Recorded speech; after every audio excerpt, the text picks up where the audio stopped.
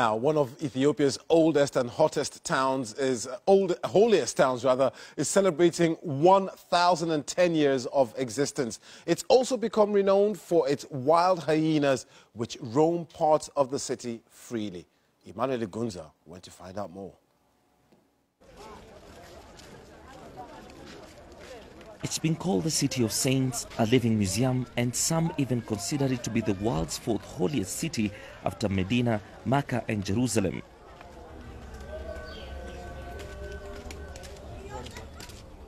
From its hundreds of mosques and holy shrines to narrow alleys and lively markets, Harar is a city with thousands of years of rich culture.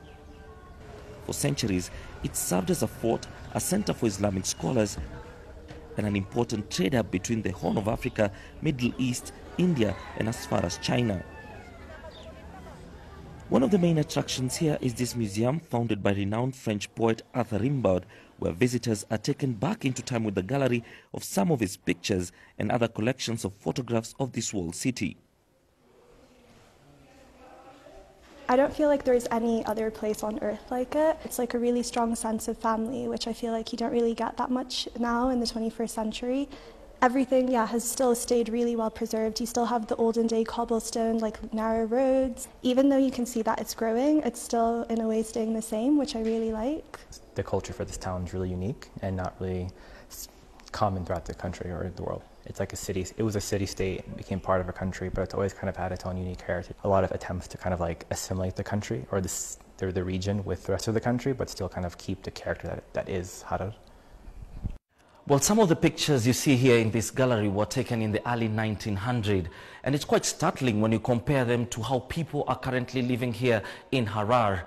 The lifestyle, the culture, the architecture of the people has not changed much over the years.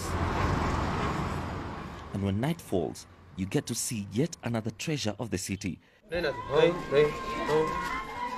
age-old tradition of feeding wild hyenas. Every night, Binyam Ashenafi thrills dozens of tourists and locals who gather to see him feed the scavengers. But it's not a feat for the faint-hearted.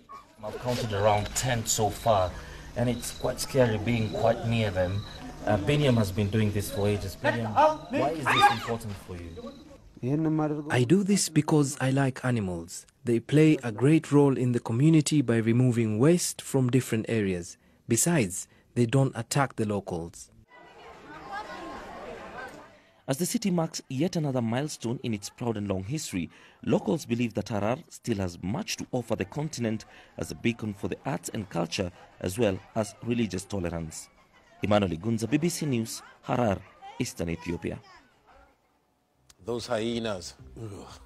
Well, that's it from Focus on Africa from me, Peter Okwoche, and the rest of the team. Thanks for watching. Goodbye.